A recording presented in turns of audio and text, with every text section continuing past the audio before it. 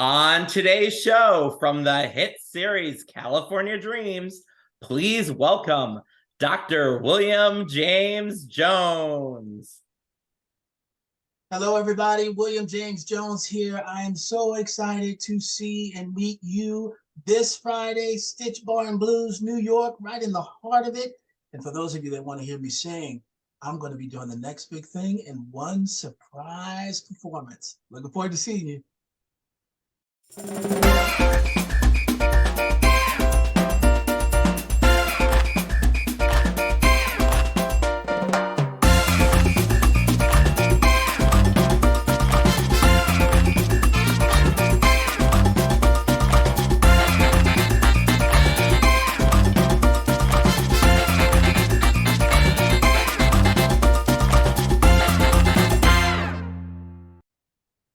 Hey everyone, welcome to the Mike Rand Show. And today's special guest is from the hit 90s teen series sitcom California Dreams. Please welcome Dr. William James Jones, who played Tony Wicks on the show. Hey, how you doing, William? I am feeling fantastic. How are you? I'm doing great. We're so happy to have you here today. And before we start things off, I just want to let everyone know that although California Dreams was under the network code and is not considered struck work because of the ongoing SAG-AFTRA strike, we're not going to get into any specifics about the show today on this broadcast. But what we are going to talk about is something big is happening on Friday, which you just let everybody know, is that the band is getting back together. There's going to be a California Dreams reunion. So can you tell me how excited you are for this? Listen, I am, forgive the hoarseness here, but I am a little bit more than just excited. It feels like a high school reunion. It really does. For those of you that watched us back in the day, roughly 30 years ago at this point, can you believe that? I started that show when I was about 15, turning 16 years old within a few months of our first episode. And so I literally grew up on that show with the cast, and to be able to see everybody for the first time in 30 years. So, there are some members that live here in LA and just we're like family and we see each other often, but there are other members that I haven't seen them since we rapped. And so to see everybody together and to get a chance to sing some of the fan favorite songs, it's just going to be a joy. I look forward to it. And I look forward to meeting some of the people who have just been diehards from the very beginning. And what an honor. What an honor. And tell us who contacted you about the reunion. How did this take place? Who was the first person from the cast that reached out to you and tell you that this was coming together? Yeah, they sent in the big guns. They sent in Jenny Kwan to ask me, specifically because I think, and then Kelly was the one who asked me for the previous reunion we did, I think back in 2019 in LA. Because I'm doing different things now. I'm no longer acting and singing and all that, except in the shower. My wife gets a wonderful rendition of all kinds of stuff when I'm in the shower, but that's probably TMI. But Jenny reached out to me, and I think Jenny and Kelly have been doing little mini concerts, from that day until now. But I've always not been so available. I have a thriving private practice, and I do a lot of teaching at a few different universities and so on. And that's just not my world anymore. And if I ever come back, I want to do it justice. And so I just thought, those days are behind me. Let the fans enjoy it. Fresh on YouTube or wherever they watch it. They don't need to have that disrupted. But Jenny talked about just getting the band back together at least one more time, and it just would not be complete without me. And I agree, and I want to be there. And it really is for the fans. It really is. It's for the people who just culturally, this show left a mark for them, and some that's in footage of the kids singing our songs and so on. It's just remarkable to me, and to be a part of something that still has a lingering positive effect on people is special, and I'm honored. I'm honored by that. So I said, yeah, and I will be there, and I will show up and give them moments of of Tony. That's awesome. We finally get to see everybody. It's going to be great. So some of the things you have lined up for the day is there's going to be a meet and greet. There's going to be a panel. Then there's also going to be professional photo ops, and then the big concert at night that everybody's really excited for. And what I want to ask you right now is, what are some of the songs that you are most excited to perform during that concert? Well, the one that the fans really want to see is the next big thing, and so that's always a joy for me to do too, because I have to tap back into Tony a little bit to really do that. And so I'm gonna have a good time with that, and then there'll be a little surprise, something I'm gonna do depending on the audience, if they can answer a few questions, see how well they know Tony Wicks, the character in our songs, and if they can answer a couple things correctly, I'm gonna do something as a little surprise. So that's exciting to me. And then of course the theme song. Um, that theme song just it's a special one when people hear the first few chords and the music and the lyric, it just takes them back to a place. And so I look forward to doing that as well. Yep, gotta love those songs, and especially like you said, the theme song too. And I did have Brentley on not too long ago, and I told him, in case this hasn't been discussed, it would be nice, perhaps, two versions of the theme song, that it gets played twice, maybe a remix version for the fans, something a little updated or something. Just throwing that out there in case the set list hasn't 100% been confirmed yet. Okay, duly noted. Duly noted. So it's definitely going to be a great time on Friday. And this is the first time, really, everyone has been in the room together, because Yes. you had the opportunity. Obviously, you were there all the seasons, as well as a couple other castmates, but this is the first time some people are meeting each other for the first time. So I want to know, how long has it been in person that you've seen some of these people? Like, who are the ones that you really have not seen for a very long time that you're really excited to finally get to see after all these years? Yeah. Wow. Yeah, I think Diana for sure. I have not seen since the last episode.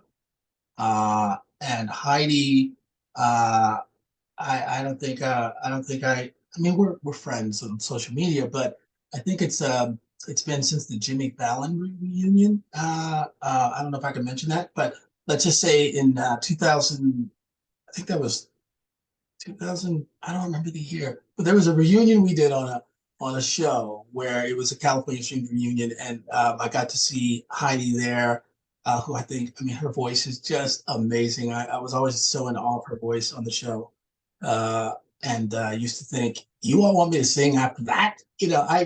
That's a singer. I fool around, but that's a real singer. She's a real singer. And then also, it's been a while since I've seen Brent, but I did see him at the that one reunion we did in New York many years ago. Um, and then Jay, although I've seen Jay through the portal of our camera phones and all that stuff, and through video, but not in person since then. So it'd be great to just hug them all, and Jay was definitely part of our little boys club, if I dare say that, where we would just in between scenes we'd go back to his dressing room and play Mortal Kombat and just try to murder each other and take wages on who's going to win. And we all had our characters, and we would talk smack, and Michael would be in there, and it was just like I don't know, our version of a on-set frat house with video games. So I miss him, and it'll be good to see him as well. Everybody, it'll be great to see everybody. Yep. And I just saw that Jay posted that he's on his way, and it's a 25-hour flight, which I don't know how they're going to control the kangaroos that he's bringing, because there's no way he can come here without bringing a kangaroo. I'm just telling you, if there is not a kangaroo there on Friday, I'm going to be a little upset and disappointed. And I did actually take a picture with a kangaroo once, which I told Jay that I love kangaroos. Kangaroos are awesome. It's very cool. Yeah, look at that commitment, 25-hour flight. Yep. I mean, Be that's able to huge. do this. It is huge. Now, I want to know, how did you get started in acting? Well, I went to a performing arts school in Chicago called the Chicago Academy for the Arts. And there we got to, spend half of our day doing academics, traditional academics, and the other half of our day in whatever your major was. And at that time, it was theater for me. And there were times throughout the season where we could do a hybrid of music and dance and art and theater. In Chicago, where I'm from, is really a great town for art. Music, dance, art, jazz, blues, you name it. I mean, the town really supports its artists, and so it's not unusual to go out and see a play as opposed to going to a movie theater. And I mean, for everyone, it's not just people who are uh, artistically inclined. It's just the nature of the city. And so I was immersed in that, and it really introduced me to the joys of being able to express yourself on the stage. And I fell in love with it, and that school prepared me well. And the audition came up, and it was something I couldn't refuse to do. I remember as far as the audition, I remember my agent at the time, because I was a little young, serious theater actor doing Shakespeare at the Goodman Theater and doing, playing Raoul in Extremities and all this stuff, and just really trying to work on the craft. And never having done a comedy. And my agent said, "You sure you want to audition for the show? It seems pretty lighthearted, and your character would be, a lot of the comedy relief. I mean, you're gonna have to really go some places to do this. You sure you want to do that?" I said, "Well, yeah, this is fun, and I get to play an instrument, and I get to sing, and I get to do all this. Of course." And it was one of the best decisions I've ever made. It was a joy. I got to express myself in so many different ways as Tony. Um, and yeah, so it started there in Chicago at that school in the theater community. Yep, and because we do our research here at this show, I happen to know that you were in a play that I also was in, so I want to know what character you played. So Oh, I heard that you were in 12th Night. yes, I played Sebastian. Okay. Now, Yeah. because it's so long ago and I don't know my Shakespeare, I'm going to be honest. Uh, But I just had a minor role. I had a dual role because it was my senior year of college last semester.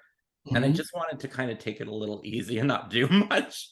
Mm. But I did a dual role. I played the captain and the priest in there. I remember the captain. Why don't I remember the priest? The priest. Yes, the This is priest. I can't remember but the priest came out and said something, and I had like 4 lines as the priest. okay. Okay. Well, there we go. Because the semester before, I don't know if you're familiar with do you know I Hate Hamlet? That play? No, no, I Okay. don't. So I was one of the leads in that one. So that was a big part. But because I was Mm-hmm. graduating and I was kind of ready to move on and college was over, I was like, this last semester, I just want to take it easy and not memorize a million lines. Yeah, yeah. But definitely a fun experience. Um, and now what I want to ask too is about a couple other cast members.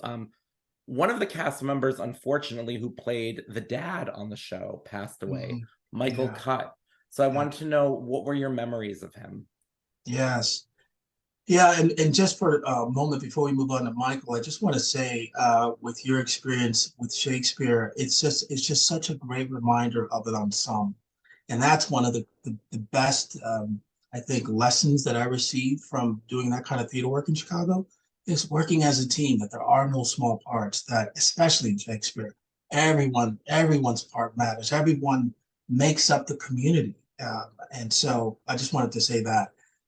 Um, so Michael Cutt, wonderful, gentle, kind, funny soul. He was a great man, a great actor. Uh, kind of like a father figure for sure on the set. I was just a young knucklehead when I was there, and he gave me wise counsel often. Not sure I always listened to it, but he provided it, and we miss him. I miss him, and God rest his soul. And do you know if anybody was able ever to get in touch with Gail Ramsey or Ryan O'Neill? If anybody ever found those two? I don't. It's one of those things where the show was just, um, it was a kind of a beacon, and people kind of came and went for a variety of different reasons, whether they're guest stars, regulars, or just, musicians that came and visited us and so on. And we have our own lives going on too. And it's not always, not always staying connected to everyone, but there are certain people that you connect with, and there are certain guest stars that came on our show that I'm actually friends with, and it we nurture those relationships. So, but no, I don't know about Brian or Gail. Yeah, and Some of the other unfortunately cast back members. then too, there was no social media or any way Mhm. really to stay in contact too, unfortunately, when things like that, when people, left the series and stuff like that. Mhm. But another thing I want to ask is, do you happen to remember the first time you were ever recognized in public for being an actor? Wow, I really have to think about that, Mike. Hmm.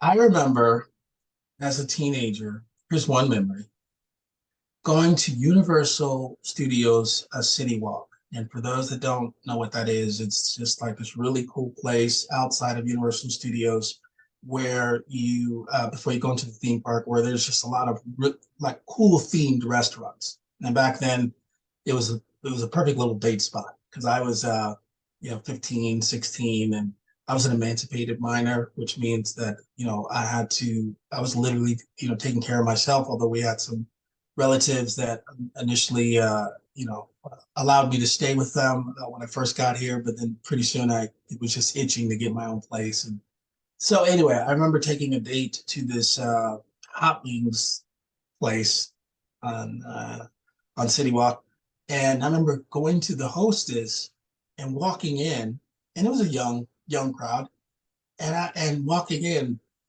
and just it looked like little, what do you call those, like maybe gophers, or when people's heads are going above the booth, and they're just looking around, and then they're whispering to each other, and they're pointing, and then I saw this other head pop up, and another head pop, and another head pop up, and then the host was very surprised that I was there, and I remember thinking, what, who are they looking at, what's going on, what's happening here?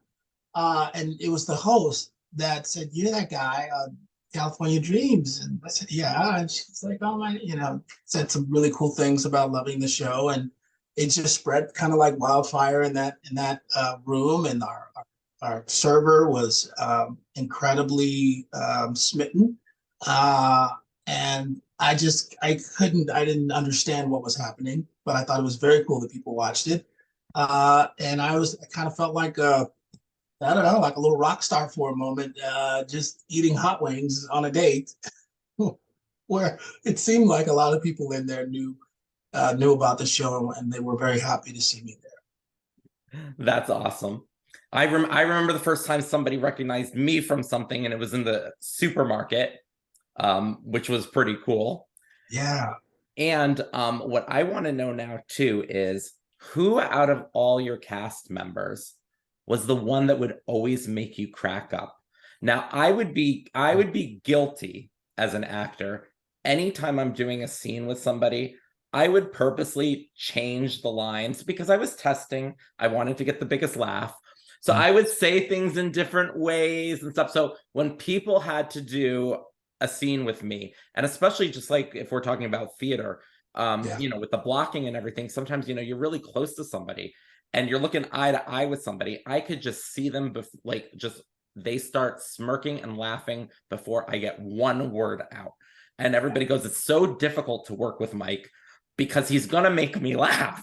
Even before he says his lines. So I want to know, was there a cast member that did that to you? Hands down, Mike Cade. Michael Cade, the guy who played Sly, is still a very, very close friend of mine. He's like a brother. And my gosh, we would crack each other up, but in particular, he would sneak in all kinds of looks and jabs. And I mean, for really super fans of our show, if they watch a lot of the episodes very closely, there's so many moments where you could see Mike and I having moments where he's like squeezing my leg, in the middle of the scene, and or we're jumping around or something, and he'll give me a little punch, and then I'll try to get him back in the scene without anyone noticing. There's a scene in Sharky's where I stick my head up through a window, and I think I have on some big fake mustache or something. And every time I would stick my head up, he would just crack up laughing, and then we went into a giggle fit. And I remember we had to do that take maybe 3, 4, 5 times. The director was getting upset. He's like, "Come on, guys, you're professionals." And I would beg him to stop, and then he said, "Okay." And then we do the scene again, and I pop my head up, and he would just start giggling, and I start giggling, and it was over. So by far, Michael Caine. Awesome. And then after that, you left the entertainment industry and you got a doctorate in clinical psychology. So you just started this whole other career. So can you tell us about that? Yeah, in many ways, I would say it was always in the cards. I've always been a great appreciator, respecter of knowledge and philosophy and psychology and theology, and would read these things on my off time just as a hobby. And I, when I was slowly transitioning out of the industry, but before I did that, I wanted to kind of give it another go and see if my juices would get reactivated by running this little theater group. At the time, I had 20 members, and we would work on improvisationally inspired skits and shows and all kinds of things like that. Some of the actors that were a part of my group there, we were called the Jones Theater Workshop. We were in Hollywood on Theater Row for a couple of years. But some of the actors wanted to work with me one-on-one and to just coach them, for a variety of different reasons, whether it was working on scenes or just kind of career coaching and so on. And that work I really enjoyed. I really enjoyed. And it started to kind of morph into a style of coaching that I thought, I probably should learn some stuff here, because we're hitting some areas that are delicate. And I'm not a therapist, I'm not a counselor, but I should probably learn some stuff here. So there was another pivotal moment when I decided to volunteer at a local church as a lay counselor, a decision counselor, which is basically just being there for people who wanted someone to talk to, just had a heart for it and so on. And I was working with an individual with some serious concerns, life concerns, who was freshly out of a long-term prison sentence. For him, he didn't want to talk to anyone. He wouldn't connect with the resources. He just wanted to talk to me. And I thought that was an incredible responsibility. And I didn't feel like I knew enough to really help him. So that inspired me to just go to a local community college and take a psychology class. And I really took that class so I can better help him and people like him who needed help. And that class lit a fire. And I took another class after that, and then another class. And then I said, I have to get a degree in this. And the rest, as you can say, is history. But it awoke something in my spirit that has not dimmed since. If anything, it's grown. And it's one of the greatest honors of my life to be a clinical psychologist, and from a depth psychological perspective in particular, to really help people navigate some of the challenging parts of their lives. Yep. And now you started your own private practice, and you did win some things that I do want to mention. I have to look because there's no way I can remember this. But it was called the American Psychological Association Division 39 Multicultural Scholar Award you won. And you also had work published in the Journal of Humanistic Psychology. Did I get that right? Yeah, my goodness. Okay, yeah, so you were in those, so that's awesome. Yes, yes. And I'm no doctor, but I think William can kind of agree with me on one statement, sort of. Is laughter the best medicine? Because I kind of think that's true. What do you think? Laughter is so good for the soul. It is so good for our psyche. It's so good for the mind, as well as music and art and dance and all forms of expression, and connecting with community and connecting with loved ones. and practicing empathy. All of these things contribute to a healthy mind. Yes. And now, William, it's time to play the lightning round, where I'm going to name you a couple things and you just tell me which one you prefer. So, football or Okay. baseball? Football. Would you rather be able to speak 7 languages or visit 7 countries? Visit 7 countries. Are you a fix-it person, or would you rather have somebody else pay somebody else to fix it for you? Yes, if we're talking about psychology, I don't mind being in the fix-it position. If we're talking about house plumbing issues and things like that, we're going to hire someone. And would you rather listen to an audiobook or an ebook?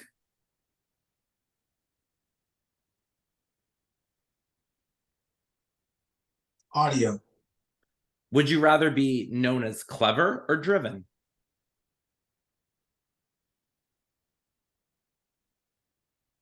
Driven.